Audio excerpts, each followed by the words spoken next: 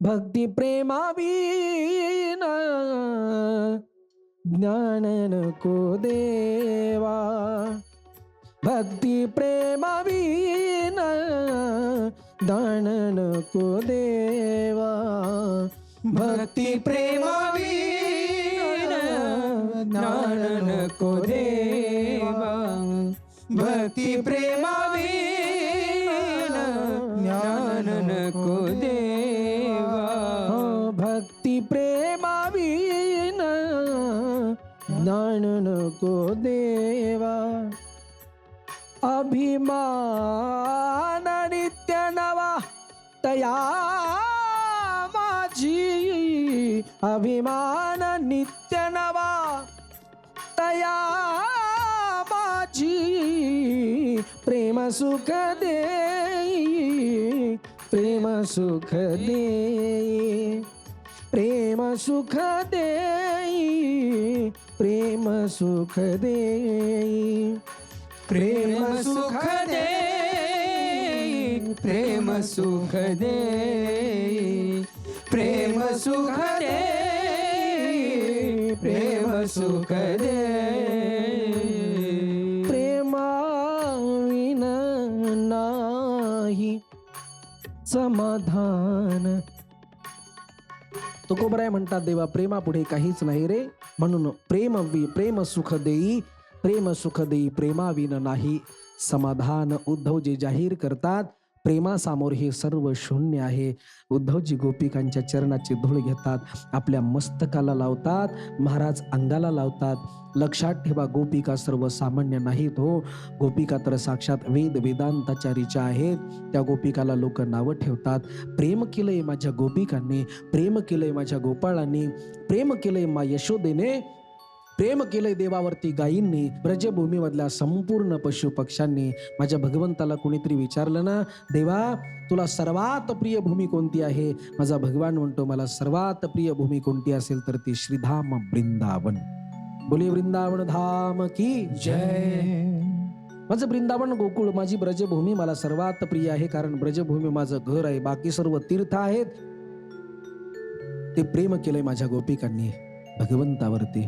आणि म्हणून उद्धवाचा अभिमान दूर करावा, गोपिकांची सांत्वना करावी, म्हणून उद्धव गोपी संवाद भगवंत करतात. उद्धव आणि गोपीचा संवाद फार गोड आहे बरं. इकडे मात्र आता जरासंध एकदा स्वारी करून जातो ना, या कालखंडामध्ये भगवंत काही काळ मथुरेमध्ये घालवतात. परत दुसऱ्या वेळेस जरासंध येतो. असं एकदाच नाही, जरासंध 18 वेळेस मथुरेवरती स्वारी करतोय. 18 वेळेस. बरं, प्रत्येक वेळेस जरासंधाला भगवंत जीवदान देतात. का देतात माहिती? तर प्रत्येक वेळेस जीवदान देतात. हे प्रत्येक वेळेस जातो, जगाच्या कान्याकोपऱ्यामध्ये जातो, राक्षसांना पकडून आणतो. आणि जेवढे पापी आहेत तेवढ्यांना एकत्रित आणून सर्वांना जरासंध एकदम मारतोय. जगाच्या कान्याकोपऱ्यामध्ये जरासंध जातो, सर्व पाप्यांना एकत्रित करतो आणि भगवंतासमोर आणतो. भगवंत सर्वांचा एकदाच नायनाट करतात, म्हणून 17 वेळेस जरासंधाला जीवदान देतात. पण महाराज आजची ही 18वी वेळ आहे आणि जरासंध विचार करतोय. महाराज जरासंध म्हणतो, अरे हे ब्राह्मणांनो, अरे हे पंडितांनो, जर तुम्ही खरंच श्रेष्ठ असाल तर आज माझ्यासाठी विधी करायला बसा, पूजन करायला बसा, हवन करा, वाटेल ते करा, वाटेल तेवढी दक्षिणा घ्या. पण लक्षात ठेवा, युद्ध हा जरासंध जिंकला पाहिजे. 17 वेळेस जरासंध हरला, मात्र 18व्या वेळेस माझा विजय झाला पाहिजे. आणि जर माझा नाही विजय झाला तर एकाही ब्राह्मणाला मी जिवंत ठेवणार नाही. जरासंध संकल्पच घेऊन येतो महाराज. म्हणून इकडे देवाला चिंता लागते आणि भगवान विचार करतात, मी जर जरासंधाला हरवलं तर खरंच जरासंध ब्राह्मणाला मारेल, म्हणून काय करावं? भगवान विचार करतात, आज जरासंधासोबत युद्ध नाही करायचं. मग काय करतात महाराज? भगवान आणि बळीराम दादा युद्धाच्या रणांगणामध्ये येतात. कालयवन नावाचा एक राक्षस सुद्धा आता सोबत आहे जरासंधा सोबत, आणि यांच्यामध्ये युद्ध होणार. तेवढ्यामध्ये भगवंत युद्ध करत असतानाच रणांगण सोडतात आणि भगवान पुढे, जरासंध पाठीमागे, भगवान पुढे, हा कालयवन नावाचा दैत्य पाठीमागे. अरे ज्या डोंगरावरती जातात भगवंत, हा जरासंध त्याच डोंगराला आग लावतात. आता काय करावं म्हणून भगवंत त्या पहाडावरनं छलांग मारतात आणि समुद्राच्या मधोमध जाऊन उभे राहतात. इकडे विश्वकर्माला सांगतात. विश्वकर्मा मथुरेमध्ये सुंदर सोन्याची नगरी बनवतात आणि त्या नगरीचा राजा म्हणून भगवंत स्वतःची स्थापना करतात.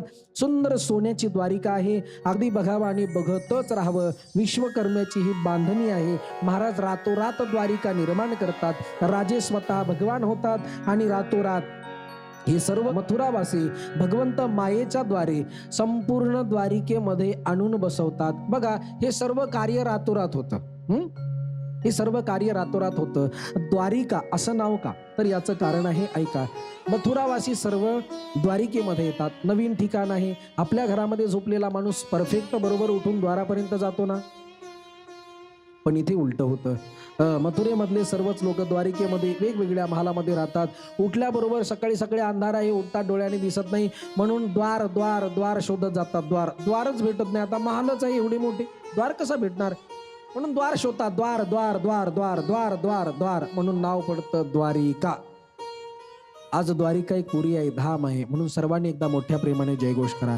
बोलिये द्वारिका नाथ की जय, बोलिये द्वारिकाधीश की जय, बोलिये द्वारिका धाम की जय, द्वारिका धाम की जय. भगवंत सुंदर द्वारिका वसवतात, द्वारिकेमध्ये राज्य करतात आणि आनंदाने राज्य करत असताना रेवत नावाचा राजा, त्याची कन्या रेवती, रेवती सोबत बळीराम दादाचा विवाह होतो. आता भगवान विचार करतात, दादाचं लग्न झालं, माझ्या लग्नाचा काही कोणी विचार करायला तयार नाही. कृष्णाजी, दादाचं लग्न झालं, मी एवढा मोठा झालो, माझ्या लग्नाचा काही कोणी विचार करायलाच तयार नाही. आता मी काय करू? म्हणून भगवान म्हणतात, जर कोणीच विचार करत नसेल तर माझा मलाच करावा लागेल. विदर्भ नरेश रुक्मिणी मातेचा विवाह आहे, स्वयंवर आहे, सर्वांना निमंत्रण, मात्र देवाला निमंत्रण नाही.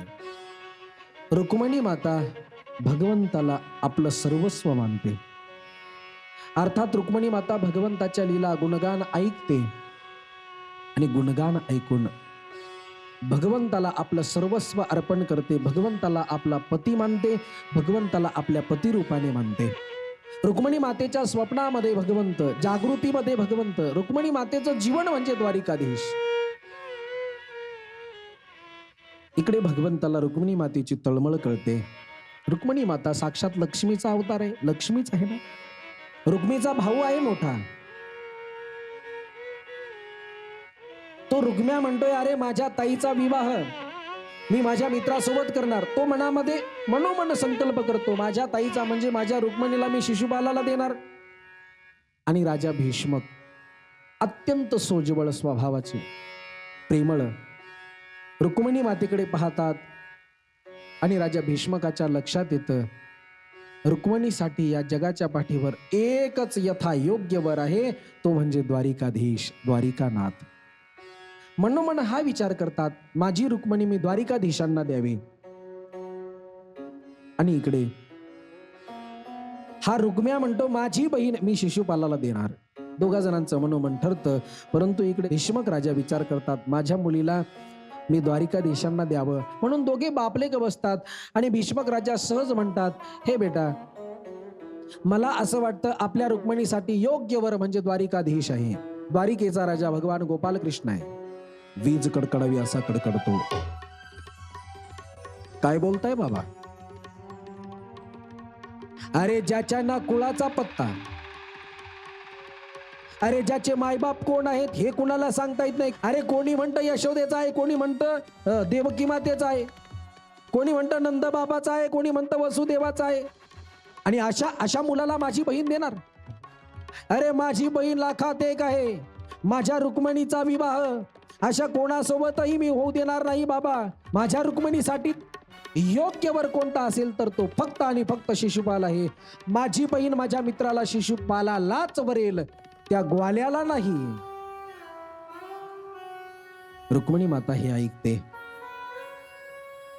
माझा दादा शिशुपालाला मला देणार. रुक्मिणी माता धडाम दिशी जमिनीवरती पडते. रुक्मिणी मातेला देवाचंच भूत लागतं. महाराज हे दृश्य सर्व रुक्मिणी मातेची बहिणी पाहते, अर्थात या रुक्म्याची पत्नी पाहते. तिच्या लक्षात येतं, जर रुक्मिणीला द्वारिकाधीश नाही मिळाले तर रुक्मिणी नाही जगू शकणार. म्हणून ही रुक्म्याची पत्नी एक उपाय सुचवते. हे रुक्मिणी, तुला जर द्वारिकेच्या राजासोबतच जर लग्न करायचं असेल ना, तर एक काम कर. रुक्मिणी एक पत्र लिही. महाराज रुक्मिणी माता गोड पत्र लिहिते, सुदेव नावाच्या ब्राह्मणाच्या हातामध्ये देते. ते पत्र भगवंताच्या हातामध्ये पोहोचतं. भगवंत वाचतात, भगवंत रुक्मिणीचा भाव जाणतात. भगवंत रुक्मिणी मातेकडे धावत पळत येतात. रुक्मिणी मातेचं हरण आता करायचंय देवाला. इकडे मात्र रुक्मिणी माता आपल्या कुलस्वामी कुलदेवीची पूजा करण्याकरिता देवीच्या मंदिरामध्ये येतात. कारण लग्नाच्या आधी कुलस्वामिनीचं पूजन करायची ही प्रथा. रुक्मिणी माता पत्रामध्ये उल्लेख करते, प्रभू मी कुलस्वामिनी देवीच्या मंदिरामध्ये कात्यायनी मातेच्या मंदिरामध्ये पूजनासाठी जाईल आणि त्या कात्यायनी मातेच्या मंदिरामध्ये तुम्हाला येऊन माझं रक्षण करायचंय, तुम्हाला येऊन माझं हरण करायचंय. भगवान त्या मंदिराच्या पाठीमागणे येतात. रुक्मिणी माता त्या कात्यायनी मातेच्या मंदिरामध्ये सुद्धा भगवंतालाच पाहते. कात्यायनी महामाये महायोगिन्यधीश्वरी नंद गोपसुतं देवी पती मे कुरुते नमः. हे मा, मला पती रूपाने द्वारिकाधीश मिळावा, बस एवढंच वरदान दे मा, एवढंच माझ्यासाठी दे. तेवढ्यामध्ये पाठीमागून भगवान येतो आणि खिलखिल खिलखिल खिलखिल खिलखिल करून हसतो.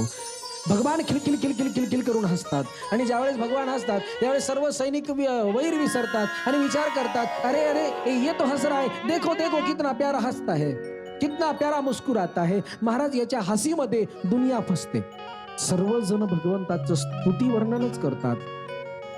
आणि भगवंत या भेड बकरीच्या मध्ये शेर चालावा ना, म्हणजे भेड बकरीच्या मध्ये एखादा शेर जातो ना ज्या थाटामध्ये, अशा थाटामध्ये माझा जगाचा बाप चालतो, एक एक पाऊल पुढे टाकतो. अरे कसलंही डर मनामध्ये नाही. 10,000 सैनिक तिथे उभे आहेत. सर्व सैनिक आपले सर्व हत्यार, धनुष्य आदी तलवारी खाली टाकतात आणि फक्त भगवंताकडे पाहत राहतात. अरे किती सुंदर आहे, किती सुंदर आहे, किती सुंदर आहे. भगवंताचं सौंदर्यच निहाळत राहतात. किती सुंदर आहे महाराज, याच्या सौंदर्याचं वर्णन करता येणार नाही, एवढा सुंदर आहे. एवढा माझा भगवंत सुंदर. जेव्हा पुढे जातो, रुक्मिणी माता पाहते, अरे माझ्या हाकेला ओ देणारा भगवंत आज आला. रुक्मिणी माता कात्यायनी मातेला प्रणाम करते, मंदिराच्या बाहेर येते. रुक्मिणी मातेच्या हातामध्ये वरमाला आहे, पुष्पमाला. रुक्मिणी माता पाहते, देवाकडे भाव विवोर होते. भगवंत तिथपर्यंत येतात. रुक्मिणी माता गळ्यामध्ये वरमाला धारण करते. भगवंत रुक्मिणी मातेचा हात पकडतात. तेवढ्यामध्ये एक सैनिक म्हणतो, ओहो, असं वाटतं जणू लक्ष्मी नारायणाचाच जोड आहे. किती गोड, किती गोड, किती गोड ही जोडी आहे. महाराज जेव्हा भगवंत येतात, रथामध्ये रुक्मिणी मातेला बसवतात. दुसरा म्हणतो आधी त्याचा रथ पहा. तिसरा म्हणतो रथ काय पाहतो, घोडे पहा. भगवान लगाम खेचतात, वाऱ्याच्या दिशेने घोडे निघून जातात. अरे फक्त धूळ राहते, धूळ. आता एक म्हणतो त्याला बघितलं, आता रुक्मिणी बघा. अरे एवढा वेळ त्याला बघत होते, पण आपली नेमकी रुक्मिणी आहे कुठे, बघा, शोधा. मंदिरामध्ये जातात, रुक्मिणी माता दिसत नाही. आता म्हणतात रुक्मिणी कुठे आहे, रुक्मिणी कुठे आहे, रुक्मिणी कुठे आहे. सैनिक म्हणतात जर रुक्मिणी नाही मिळाली तर आपल्याला रुक्मिणी नाही सोडणार. तेवढ्यामध्ये एक जण म्हणतो, घाबरू नका, काळजी करू नका, मला माहिती कुठे. कोण म्हणतं, जे म्हणतं ना लक्ष्मी नारायणाचा जोड आहे, तो म्हणतो घाबरू नका, काळजी करू नका, मला माहिती कुठे आहे. कुठे आहे, अरे सांग ना मग कुठे आहे. मंदिरामध्ये आहे. काही उपयोग नाही, मंदिरामध्ये जाऊ नका. तिला जिथे जायचं तिथे गेली. अरे नेमकी कुठे गेली, कुठे आहे रुक्मिणी.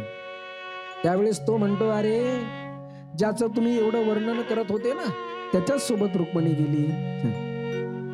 सर्व सैनिक आश्चर्यचकित होतात. अरे आपल्यामधून त्याने रुक्मिणी मातेला पळवलं, कसा नेतो बघतोच. सर्व सैनिक पाठीमागे धावतं. इकडे रुक्म्याला कळतं, रुक्म्या पाठीमागणं येतो. महाराज रुक्म्या पाठीमागे आहे, भगवान पुढे आहे. रुक्म्या म्हणतो, अरे ग्वाल्या थांब, अरे ग्वाल्या थांब, अरे ग्वाल्या थांब, अरे रणछोड थांब. भगवंताला काही परिणाम नाही, भगवंत सर्वच ऐकतात. मात्र रुक्म्या एक वाक्य वापरतोय, अरे कृष्ण, अरे कृष्णा, जर खरंच तू यशोदा मातेचा दूध पिला असेल ना कृष्णा, तर जाग्यावर उभा राहशील कृष्णा, माझ्या समोर जाणार नाहीस कृष्णा. अरे तुला तुझ्या यशोदा मातेच्या दुधाची शपथ आहे कृष्णा, खरंच जर तू यशोदेचं दूध पिला असेल ना, तर तू पळणार नाहीस, जागीच थांबशील. अरे भगवंत सर्व सहन करतात, मात्र यशोदा मातेच्या दुधाची ताकद काय आहे याबद्दल ज्या वेळेस हा रुक्म्या बोलतोय, त्यावेळेस भगवंताच्या रागाचा अनावर होतो. भगवंत क्रोधायमान होतोय. आजपर्यंत भगवंत आतापर्यंत फक्त हसत होते, आता मात्र देवाचं हसणं बंद. डोळ्यामध्ये आग ओतली की काय, एवढे डोळे लाल बुंद होतात. रुक्मिणी माता ओळखते, रुक्मिणी माता पायावरती पडते. रुक्मिणी माता म्हणते, देवा देवा देवा, त्या माझ्या दादाला कळत नाही देवा. अरे तो अधर्माचा सहाय्यक आहे, अधर्माचा मित्र आहे ना, म्हणून याची बुद्धी भ्रष्ट झाली देवा.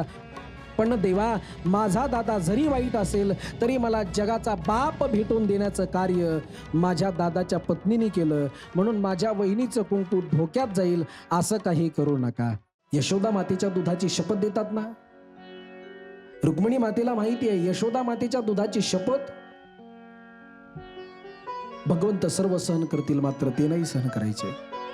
म्हणून हात जोडतात, देवा आपली भेट करून देणारी माझी वहिनी आहे, म्हणजे याची पत्नी आहे. माझं कुंकू मला मिळालं, पण तिचं कुंकू धोक्यात जाऊ नये, बस याची काळजी करा. अरे माझ्यामुळे तिचं कुंकू का धोक्यात जाईल, म्हणून देवा याला मारू नका. भगवान म्हणतात, अगं वेडी झाली रुक्मिणी, काळजी करू नकोस, याला मारायला नाही तर थोडासा दाजीला मेहुण्याला प्रसाद देतो. रुक्मिणी माता आता मात्र शांत बसते. भगवान उतरतात. रुक्म्यामध्ये आणि भगवंतामध्ये घनघोर युद्ध होतं. महाराज, या रुक्म्याला भगवंत रथाच्या चाकालाच बांधतात.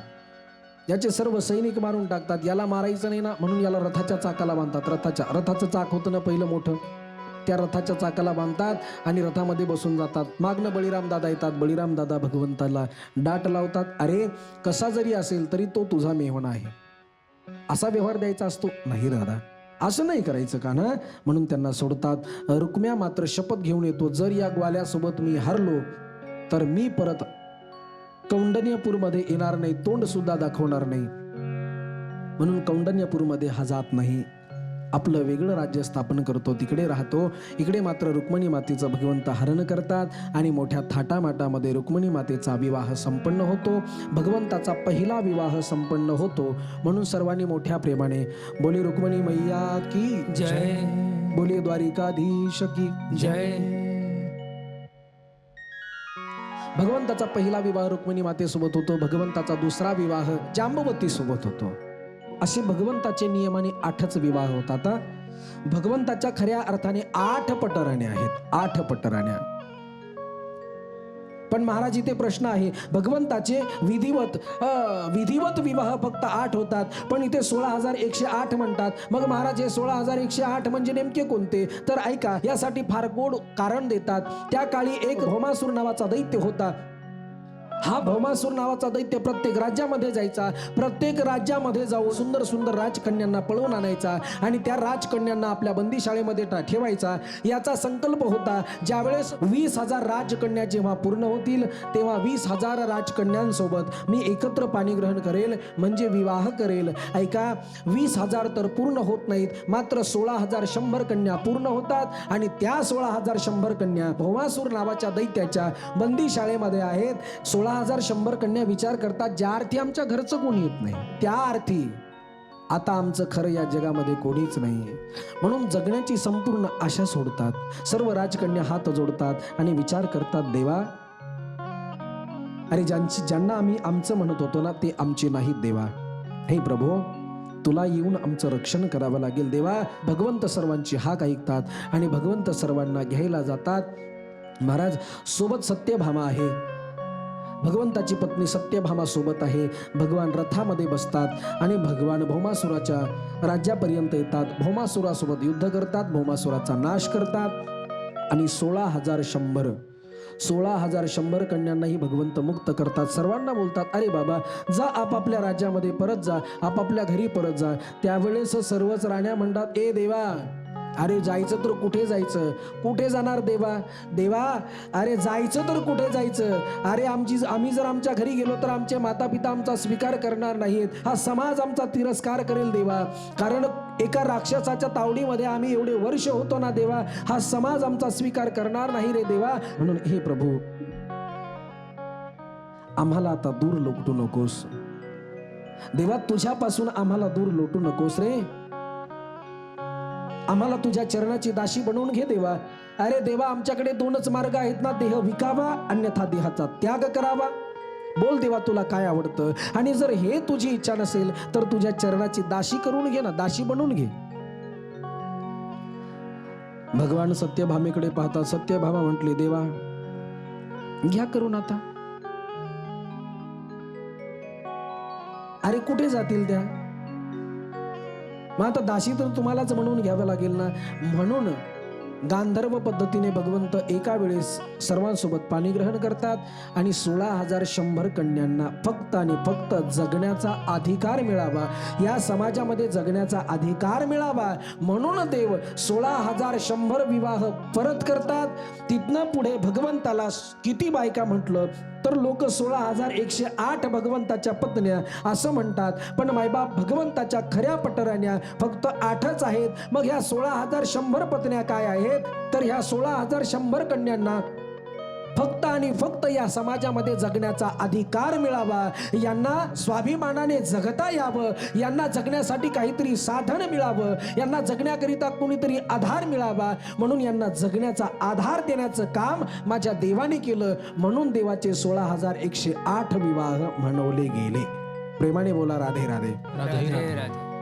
म्हणून भगवंताचे 16,000 यासाठी विवाह झाले. मायबाप, भगवंत मोठ्या प्रेमाने राज्य करत असताना भगवंताला आपल्या बालमित्राची गुरुच्या घरी असणारी सुदामजींची आठवण येते आणि सुदामजींचं चरित्र आपण इथे पाहणार आहोत.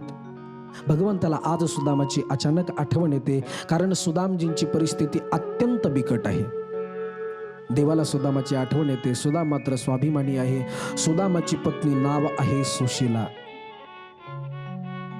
सुशीला म्हणते, का हो, तुमचा मित्र द्वारिकेचा राजा आहे, मग काय करायचंय सुशीला?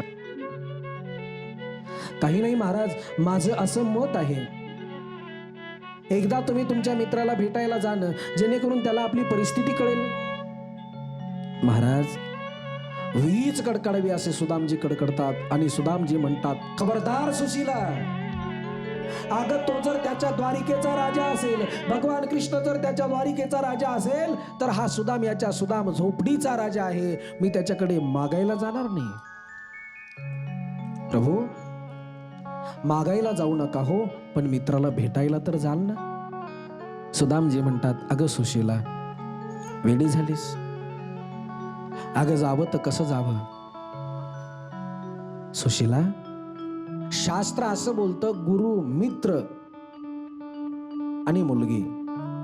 बघा, शास्त्राचा नियम आहे, गुरु, मित्र आणि तिसरी आहे मुलगी. या 3 जणांकडे जाताना रिक्त हाताने जाऊ नये. या 3 लोकांकडे जात असताना खाली हाताने जाऊ नये, काहीतरी न्यावं, काहीतरी उपहार न्यावा. मग हा तर माझा मित्र आहे, याच्याकडे काय नेणार मी? सुशीला म्हणते, काळजी करू नका. सुशीला 4 घरी जाते, 4 मुष्टीभर पोहे आणते महाराज, आणि 4 घरचे पोहे आणून सुदामजीकडे देते. बघा, सुदामजीचं हे उपर्ण फाटकं, फाटक्या उपरण्यामध्ये 4 गाठी मारून 4 मुष्टीभर पोहे सुदामजींची पत्नी सुशीला माता देते. महाराज सुदामजी 4 मुष्टीभर पोहे घेतात आणि भगवंताच्या भेटीला आता निघतात. एक संत फार गोड वर्णन करतात सुदामजीची अवस्था आणि सुदामजी कसे निघतात. बघा, चले श्याम सुंदर से मिलने सुदामा, चले श्याम सुंदर से मिलने सुदामा, चले श्याम सुंदर से मिलने सुदामा, चले श्याम सुंदर से मिलने सुदामा। जाते जाते मुख में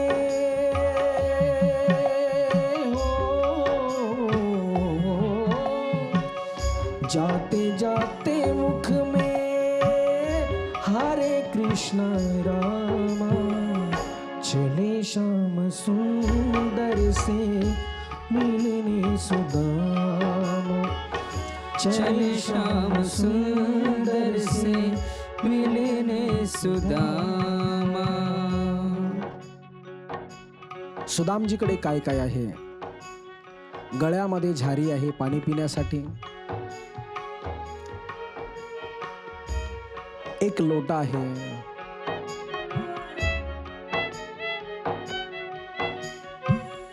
गुडघ्याच्या वर धोतर आहे, अंगावरती एक फाटका पंच आहे आणि त्यामध्येच पोह्याचं गाठोड आहे. अरे संपूर्ण मांस हाडाला मिसळलेलं. सुदामजीची अशी ही बिकट अवस्था. एक भक्त फार गोड वर्णन करतात. सुदामजी सोबत काय काय आहे? तांदुल की पोतली बगल में दबाए, तांदुल की पोतली बगल में दबाए, पानी की झारी गले लटकाए, पानी की झारी गले लटकाए, जाते जाते मुख में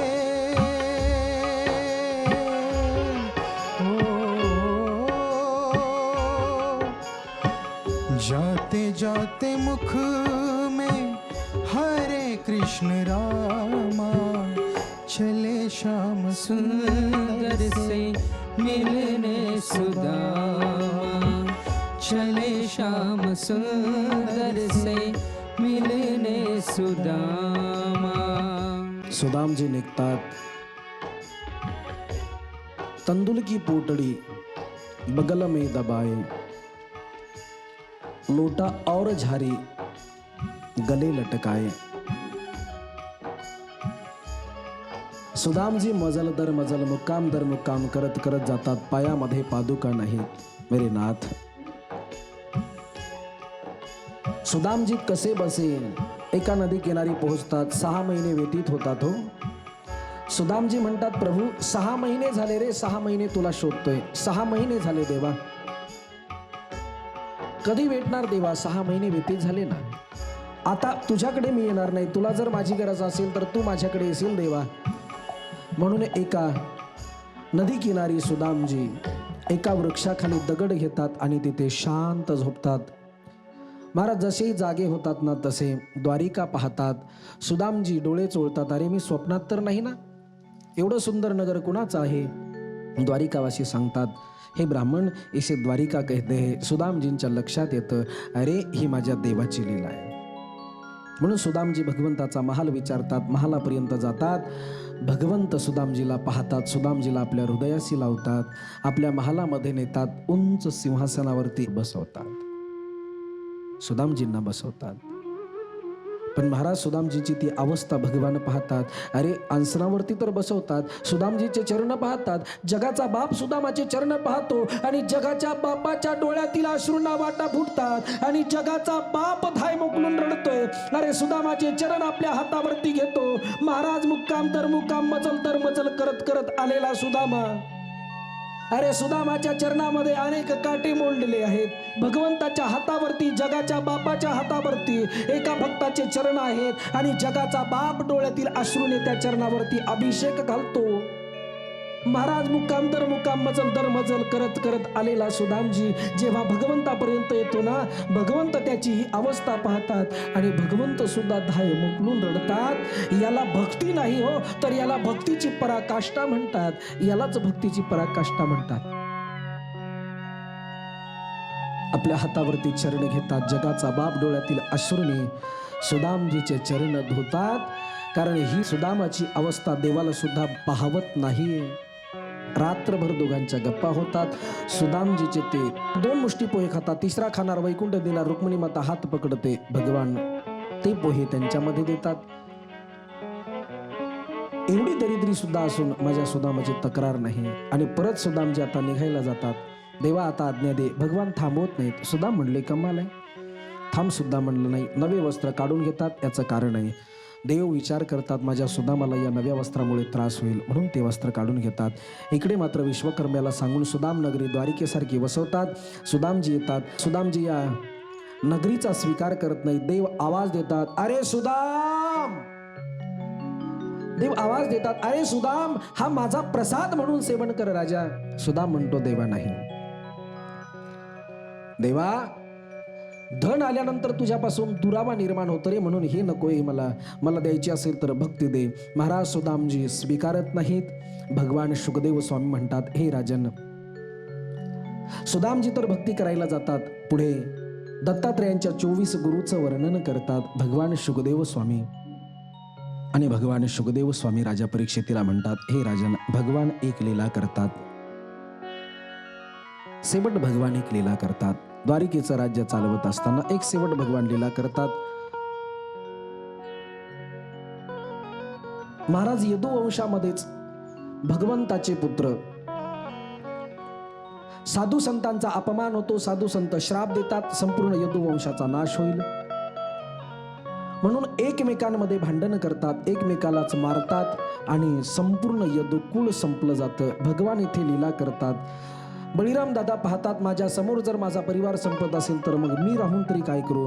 बळीराम दादा समुद्रामध्ये जातात, आपला देह त्याग करतात, आपलं अवतार कार्य संपवतात. आता भगवंत खिन्न अवस्थेमध्ये बसले असताना डावा पाय उजव्या पायावरती आहे. एक शिकारी करणारा भिल्ल धनुष्यावरती बाण ठेवतो, धनुष्यावरती, आणि शिकार करण्यासाठी सज्ज असतो. भगवंताच्या डाव्या पायाचा अंगठा एका झाडा झुडपामधून त्या भिल्लाला दिसतो. महाराज भगवंताचा अंगठा त्याला एवढा सुंदर दिसतो, त्याला असं वाटतं हे हरणाचाच डोळा आहे. तो त्या अंगठ्याच्या दिशेने बाण सोडतो. बाण सुईसुई सुईसुई करत येतो. भगवंताच्या चरणाला तो बाण लागतो. हरण केवढं आहे म्हणून धावत पळत येतो. मला शिकार मिळाली म्हणून धावत पळत येतो. पाहतो तर काय होतं, भगवंताचे चरण रक्ताबंबाळ झालेले, भगवान दुखी अवस्थेमध्ये बसलेले. हा व्याघ्र भगवंतासमोर हात जोडतो आणि म्हणतो, देवा, अरे अरे प्रभू, हे राजन, हे भगवान, हे द्वारिकाधीश, देवा, माझ्याकडनं फार मोठा अपराध झाला. देवा, मला कळालं नाही हो. मला असं वाटलं तुमचं चरण हे हरणाचा डोळा आहे की काय. देवा, मी खूप अपराध केला. देवा, मला द्याल ती शिक्षा मी भोगायला तयार आहे, पण मला अगदी क्षमा करा देवा, माझ्याकडनं चुकून झालंय देवा. भगवान म्हणले, अरे अरे अरे बाबा, एवढं व्याकुळ होऊ नकोस. ऐक, अरे तू मला बाण मारला हा दोष तुझा नाही, तू तुझं काम केलं हा दोष माझा आहे. कारण मागच्या जन्मामध्ये मी तुला असा बाण मारला आणि या जन्मामध्ये तू त्याचा बदला घेतलास. मागच्या जन्मामध्ये कुठे? अरे मागच्या जन्मामध्ये हाच व्याघ्र वाली होता. वाली, सुग्रीवाचा भाऊ वाली. राम अवतारामध्ये म्हणजे सत्ययुगामध्ये हा व्याघ्र वाली होता आणि रामप्रभूने झाडाच्या आडी येऊन याच वालीला बाण मारला होता. त्यावेळेस हा वाली म्हणतो, अरे देवा, हे कोणता धर्म देवा, चोरून बाण मारलास ना देवा. भगवान म्हटले, अरे राजा, त्या राम अवतारामध्ये मी तुला चोरून बाण मारला आणि तुझा प्राण गेला, त्याचा बदला म्हणून आज मलाच तू बाण मारलास, म्हणून तुला कुठलाही दोष नाही, घाबरू नकोस. महाराज भगवंत तेवढं निमित्त करतात, उद्धवाला शेवट उपदेश करतात आणि भगवंत सदैव आपल्या धामाला निघून जातात. बोलिये भक्तवत्सल भगवान की जय. भगवान शुकाचार्य राजा परीक्षितीला ही कथन करतात, संपूर्ण कथा सांगतात. राजा परीक्षितीचा आज 7वा दिवस आहे. शुकाचार्य राजा परीक्षितीला बोलतात, शेवटचा प्रश्न करतात, हे राजन, मी तुला संपूर्ण भगवंताच्या निजधामापर्यंतची कथा सांगितली. राजा, आता काही शंका? राजा, 7 दिवस पूर्ण झाले आणि तुला तक्षक नावाचा सर्प येऊन दंश करणार आहे. राजा, तुझा देह जळून भस्म होईल आणि तू गतप्राण होशील. मरण म्हटल्यानंतर राजा थोडासा खालीमान घालतो, थोडासा दुःखी होतो. शुकदेव स्वामी म्हटले आणखी याच्या मनातली शंका नाही गेली म्हणून अजून एक शेवट कथा सांगतात. शुकदेव स्वामी म्हणतात, राजा हे परीक्षिती, एक राजा होता. जंगलामध्ये आला, मुसळधार धो धो पाऊस पडतो. एका साधूची कुटिया पाहतो, त्या कुटियापर्यंत जातो. साधूला आग्रह करतो, हे महात्मन मला कुटियामध्ये बसू द्या, रात्रभर फक्त कुटियामध्ये राहील. बरं, ती कुटिया एवढी घाण होती, मलमूत्र आधी त्या कुटियामध्ये होतं. साधू येऊ देत नाही. राजा आग्रह करतोय, वरतून पाऊस आहे, मुसळधार पाऊस आहे, मला येऊ द्या मध्ये. परिणाम, साधूला दया येते. साधू म्हणतो, राजा रात्रभराचा प्रवास आहे तुझा, एका रात्रीपुरतं मी माझी कुटिया तुला देतो, पण तुला सोडावं लागेल. राजा मान्य करतो. हे परीक्षिती, तो राजा त्या कुटियामध्ये रात्रभर थांबतो. अरे, सुवर्ण महालामध्ये, सोन्याच्या महालामध्ये, कांचन महालामध्ये राहणारा या नरकाच्या झोपडीमध्ये येऊन राहतो. का? कारण वरतून पाऊस पडतो. पण राजा एक रात्रभर त्या कुटियामध्ये काढतो. दुसऱ्या दिवशी हा साधू येतो, तर तो राजा याच साधूला हकालून देतो आणि तो राजा म्हणतो, ए साधू, ही झोपडी तुझी नाही, ही झोपडी माझी आहे. माझा महाल आधी मला काही माहिती नाही, पण ही झोपडी माझी आहे. कोणती झोपडी? जिच्यामध्ये मल मूत्र आदी सर्व विकार आहे. अत्यंत घाण आहे, फक्त दिसायला चांगली आहे, मध्ये फार घाण आहे. आणि त्या झोपडीला तो राजा आपलं म्हणतो. हे परीक्षिती, मला सांग, त्या राजाने काय केलं? चांगलं केलं की वाईट केलं? परीक्षिती म्हणतात, गुरुदेवा, त्या राजाने तर वाईट केलं. अहो, एका साधूची झोपडी एवढी घाण, सोन्याच्या महालामध्ये राहणारा, त्या झोपडीची काय गरज आहे? त्या झोपडीमध्ये कशासाठी राहतोय? गुरुदेवा, तो तर राजा मूर्ख आहे गुरुदेवा. आता हळूच भगवान शुकाचार्य म्हणतात, हे परीक्षिती, तुला माहिती काय गुरुदेवा? तो राजा कोणता आहे? नाही गुरुदेवा. अरे परीक्षिती, तो राजा दुसरा तिसरा कोणी नसून माझ्या समोर बसलेला तूच आहेस ना. महाराज डोळेच उघडतात. गुरुदेवा, मी कसा? त्यावेळेस भगवान शुकाचार्य म्हणतात, अरे राजा, ती झोपडी दुसरी तिसरी कोणती नसून हा 3.5 हाताचा नरदेह आहे. आणि या मधला राजा म्हणजे हे आत्माराम आहे. मध्ये जो आत्मा बसलाय ना, तो आत्मा आहे. परीक्षितीचे डोळे उघडतात. परीक्षिती म्हटले, गुरुदेव, कळालं मला, आता जास्त सांगायची गरज. आणि म्हणून राजा परीक्षितीला ही शेवट कथा सांगतात भगवान शुकाचार्य. शुकदेव स्वामी म्हणतात, राजा, आता तक्षक नावाचा सर्प येईल, तुला दंश करेल, ती मी नाही बघू शकणार, म्हणून हे राजन, आता मला आज्ञा दे. राजा परीक्षिती भगवान शुकदेव स्वामींचं पूजन करतात. हरी कथा सुनाने वाले आपको लाखो प्रणाम म्हणून शुकदेव स्वामी या ठिकाणाहून निघून जातात. शुकदेव स्वामींचं पूजन होतं. सर्वांनी आम्ही जयघोष करायचा मोठ्या प्रेमाने. बोलिये शुकदेव भगवान की जय. शुकाचार्यांचं पूजन करतात. शुकदेव स्वामी इथनं निघून जातात. तक्षक नावाचा सर्प ठरल्याप्रमाणे तो राजा परीक्षितीला बरोबर 7व्या दिवशी दंश करतो आणि राजा परीक्षितीचं हे शरीर जळून भस्म होतं. मात्र भागवत अमृत पिलं ना, म्हणून काय होतं, अरे तक्षक येण्याच्या अगोदर, दंश करण्याच्या अगोदर या मस्तकामध्ये आत्मा बाहेर पडतो आणि या शरीराला हा तक्षक नावाचा सर्प दंश करतो. आत्मा तर केव्हाच बाहेर पडतो. राजा परीक्षितीला सुंदर रूपही मिळतं. भगवंताच्या धामावरनं विमान येतं. तक्षकाने दंश केलेलं शरीर जळून भस्म होतं. राजा परीक्षितीला दुसरं रूप मिळतं. सुंदर रूप धारण करून देवरूप मिळतं आणि भगवंताच्या धामावरनं आलेल्या विमानामध्ये राजा परीक्षिती बसतो आणि सदैव भगवंताच्या धामाला निघून जातो. 7 दिवस कथा श्रवण करून राजा परीक्षितीचा 7व्या दिवशी उद्धार होतो. ती माझी भागवत कथा. पुंडलिक वरदा हरी विठ्ठल, श्री ज्ञानदेव तुकाराम, पंढरीनाथ भगवान की, गोपाल कृष्ण भगवान की, मौनी ज्ञानेश्वर महाराज की, जगद्गुरु तुकाराम महाराज की, सब संतन की, सब भक्तन की जय जय. आपण श्रवण भक्ती या कार्यक्रमामध्ये गेली 17 दिवस झाले श्रीमद भागवत कथा श्रवण करतोय. पण ऐका, वक्ता आहे, बोलण्याच्या ओघामध्ये मागे पुढे झाला असेल, चुकीचा शब्द गेला असेल तर आई वडिलाचा अंतःकरण करून क्षमा कराल.